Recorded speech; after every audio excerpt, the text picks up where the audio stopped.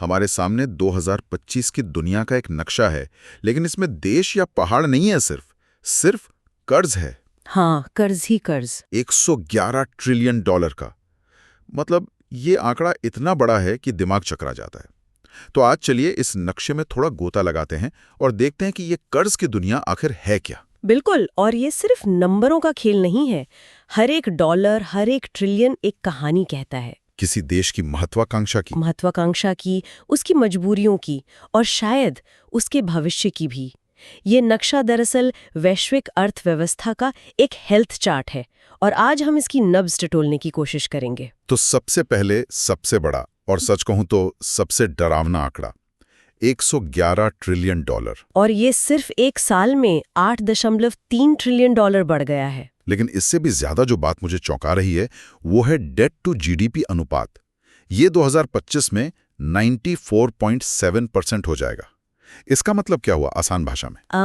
इसे ऐसे समझिए कि अगर पूरी दुनिया की अर्थव्यवस्था एक इंसान होती, अच्छा, और वो साल में मान लीजिए 100 रुपए कमाती, तो उस पर लगभग 95 रुपए का कर्ज होता। ओह, जब आपका कर्ज आपकी कमाई की रफ्तार से ज्यादा तेजी से बढ़ने लगता है, हाँ। तो आप एक मुश्किल स्थिति में आ जाते हैं। तो मतलब दुनिया भर की सरकारें अपनी आमदनी से कहीं ज्यादा खर्च कर रही हैं। बिल्कुल, और उस खाई को पाटने के लिए लगातार उधार ले रही हैं। ये एक ऐसा चक्र है जो लंबे समय तक नहीं चल सकता। 95%, ये आंकड़ा ही डराने वाला है। तो सवाल ये उठता है कि इस 111 ट्रिलियन डॉलर के पहाड़ का सबसे बड़ा हिस्सा किसके कंधों पर है। हाँ, और यहीं पर ये कहानी और भी दिलचस्प हो जाती है। क्योंकि जब हम इस नक्शे को देखते हैं तो कुछ देश बहुत ज्यादा गहरे रंग में रंगे हुए हैं। बिल्कुल।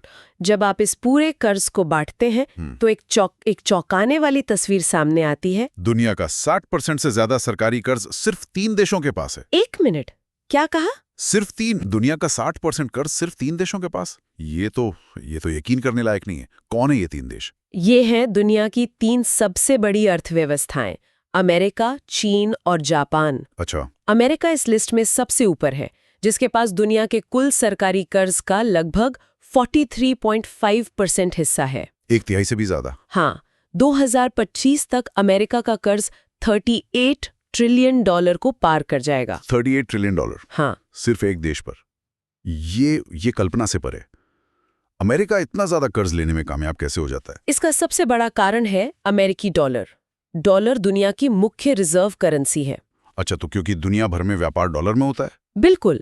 तो जब ज्यादातर देश अपना व्यापार और बचत डॉलर में करते हैं, तो अमेरिकी सरकार के लिए बाकियों की तुलना में ज्यादा आसानी से और कम ब्याज पर कर्ज लेना संभव हो जाता है। ठीक है, तो अमेरिका सबसे बड़ा कर्जदार है। नंबर 2 पर चीन है 16.8% हिस्सेदारी के साथ। हाँ, ट्रिलियन डॉलर की बढ़ोतरी, ये तो बहुत ज्यादा है। बहुत ज्यादा है।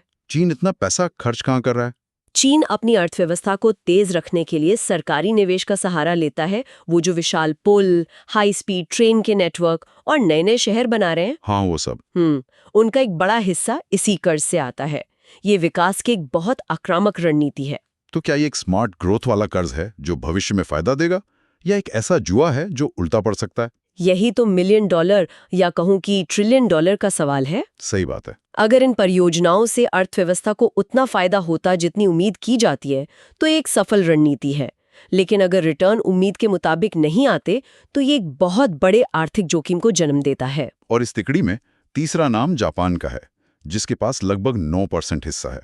जापान की कहानी थोड़ी अलग लगती है ना? हाँ, बिल्कुल अलग है। मैंने सुना है कि उनका कर्ज से जीडीपी अनुपात तो दुनिया में सबसे ज्यादा है। आपने सही सुना, जापान का डेट टू जीडीपी अनुपात 250% से भी ज्यादा है, जो कि हैरान करने वाला है। 250%? हाँ, लेकिन यहाँ एक महत्वपूर्ण अंतर है। जापान का ज्यादातर कर्ज घरेलू है। घरेलू मतलब सरकार ने विदेशी निवेशकों से नहीं, बल्कि अपने ही देश के नागरिकों और संस्थानों से उधार लिया है। जैसे कि बैंक ऑफ जापान और पेंशन फंड्स। बिल्कुल।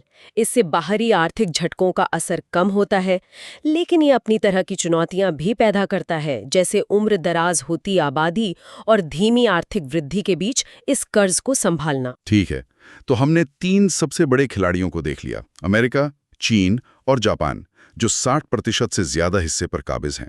अब अगर हम थोड़ा जूम आउट करके पूरी दुनिया के नक्शे को महाद्वीपों के हिसाब से देखें तो क्या तस्वीर बनती है? तो वहां भी पैटर्न काफी साफ है। जब हम महाद्वीपों को देखते हैं तो उत्तरी अमेरिका, जाहिर है अमेरिका की वजह से। हाँ, मुख्य रूप से अमेरिका की वजह से 38.3% के साथ सबसे आगे है। और उसके ठीक पीछे? उसके ठीक पीछे एशिया है 33.2% पर, जिसमें चीन और जापान का बड़ा हाथ है। फिर आता है यूरोप 21.0% के साथ। और बाकी सब? दक्षिण अमेरिका, अफ्रीका, मध्य पूर्व? उन सब का मिलाकर हिस्सा बहुत छोटा है। ये साफ दिखाता है कि वैश्विक कर्ज मुख्य रूप से दुनिया की सबसे बड़ी और विकसित अर्थव्यवस्थाओं में ही केंद्रित है। अगर हम यूरोप के अंदर झांकें तो वहां के बड़े देशों का क्या हाल है, जैसे यूके, फ्रांस, जर्मनी? यूरोप में भी कहानी दिलचस्प है। यूनाइटेड किंगडम का हिस्सा 3.7% है, फ्रांस का 3.5%। और जर्मनी? वो तो यूरोप की सबसे बड़ी अर्थव्यवस्था है। हाँ, लेकिन जर्मनी का हिस्सा 2.9% है, फ्रांस या यूके से कम। ये उनकी राजकोषीय अनुशासन यानी सरकारी खर्चों पर नियंत्रण रखने की नीति को दिखाता है। और भारत का आंकड़ा 3.0% पर है। ये इसे इटली के लगभग बराबर और जर्मनी से थोड़ा ज्यादा रखता है। हाँ, और एक विकासशील और तेजी से बढ़ती अर्थव्यवस्था के लिए ये एक बहुत महत्वपूर्ण आंकड़ा है। तो अब तक की कहानी ये है, दुनिया $111 ट्रिलियन के कर्ज में डूबी है। इसका ज्यादातर बोझ 3 देशों पर है और लगभग हर जगह कर्ज अर्थव्यवस्था की रफ्तार से ज्यादा तेजी से बढ़ रहा है।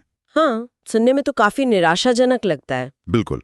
क्या इस नक्शे में कोई भी अच्छी खबर नहीं है? जब मैं पहली बार ये आंकड़े देख रही थी तो मुझे भी ऐसा ही लगा था, हर तरफ लाल निशान।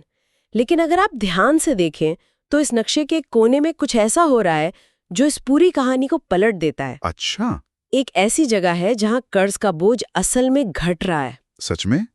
इस भारी भरकम कर्ज की दुनिया में ऐसा भी हो रहा है? कहाँ? अफ्रीका और करीबियाई देशों में। अरे वाह! ये दुनिया के एकमात्र ऐसे क्षेत्र हैं जहां 2024 के बाद से कर्ज और जीडीपी का अनुपात कम हुआ है। जहां पूरी दुनिया का औसत बढ़ रहा है, वहीं इन क्षेत्रों में ये घट रहा है। ये तो वाकई में एक हैरान करने वाली बात है। हम अक्सर इन क्षेत्रों को कर्ज की समस्याओं से जूझते हुए सुनते हैं, लेकिन ये आंकड़ा तो कुछ और ही कह रहा है। हाँ, बिल्कुल। इसका क्या मतलब हो सकता है? इसके कई कारण हो सकते हैं। हो सकता है कि इन क्षेत्रों की अर्थव्यवस्थाएं उनके कर्ज की तुलना में ज्यादा तेजी से बढ़ रही हों, या शायद कुछ देशों में बेहतर आर्थिक नीतियां लागू हो रही हों। या वो अपने कर्ज को ज्यादा समझदारी से प्रबंधित कर रहे हैं। हाँ, कारण चाहे जो भी हो, ये एक बहुत ही सकारात्मक रुझान है। ये हमें याद दिलाता है कि आर्थिक कहानियां हमेशा एक जैसी नहीं होती। कर्ज की इस विशाल दुनिया में ये एक उम्मीद की किरण की तरह है। बिल्कुल। तो आज इस कर्ज के नक्शे की पड़ताल का सार क्या निकलता है? 2025 में दुनिया $111 ट्रिलियन के एक विशाल सरकारी कर्ज के बोझ तले दबी है। और ज्यादातर बोझ अमेरिका, चीन और जापान जैसे कुछ बड़े देशों पर है। और लगभग हर जगह ये बोझ बढ़ता ही जा रहा है। बिल्कुल। और ये समझना बहुत जरूरी है कि ये आंकड़े सिर्फ सरकारों के हैं। इसमें कंपनियों का या हम जैसे आम लोगों का कर्ज शामिल नहीं है। नहीं। और ये हमें ये सोचने पर मजबूर करता है कि इन सरकारी कर्जों को चुकाने की जिम्मेदारी अंततः किसके ऊपर आएगी, क्योंकि सरकारें पैसा या तो टैक्स बढ़ाकर वसूलती हैं, या फिर शिक्षा और स्वास्थ्य जैसे जरूरी खर्चों में कटौती करके। सही कहा। किसी भी सूरत में इसका असर हर नागरिक पर पड़ता है। और इस चर्चा को खत्म करते हुए हम अपने श्रोताओं के लिए एक सवाल छोड़ जाते हैं। ये नक्शा हमें ये तो बताता है कि किस देश पर कितना कर्ज है, लेकिन ये नहीं बताता कि इस कर्ज का मालिक कौन है। हाँ, किसी भी देश का कर्ज, जिसे बॉन्ड कहते हैं, उसे दुनिया भर के लोग, पेंशन फंड्स और दूसरी सरकारें खरीदती हैं। तो सोचने वाली बात यह है कि कर्ज की इस आपस में उलझी हुई दुनिया में हम सभी का आर्थिक भविष्य एक दूसरे से किस तरह बंधा हुआ है। शायद उन तरीकों से भी जिन्हें हम देख नहीं पाते।